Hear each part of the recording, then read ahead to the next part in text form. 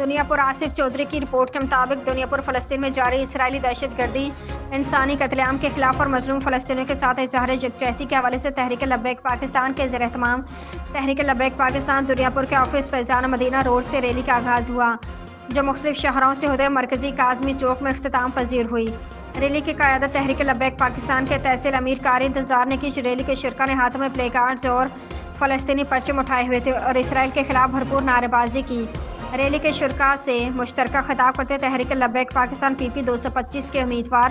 صوبائی اسمبلی چودھری محمد یوسف جٹ امیر راؤ انتظار قادری نے کہا کہ فلسطین کے لیے حکومت کو عملی طور پر میدان میں نکلنا چاہیے اور جہاد کا اعلان کرنا چاہیے تاکہ ہمارے پاکستان مسلمانوں اور ہماری فوج یکجا ہو کر فلسطین کی آزادی کے لیے کفار سے جہاد کر سکے اور بیت مقدس اور فلسطین کو آزادی دلوا سکے۔ ریلی میں تحریک لبیک پاکستان کا ناظم اعلیٰ احمد اختر ضلعی سرپرست اعلیٰ پیر عاشا سرپرست اعلیٰ دنیا پور اشرف وڈائی سے دیگر عہدیداران سمیت جماعت اسلامی ملی مسلم لیگ جماعت الدعوہ اور جماعت اہل سنت کے ذمہ داران نے بھی شرکت کی۔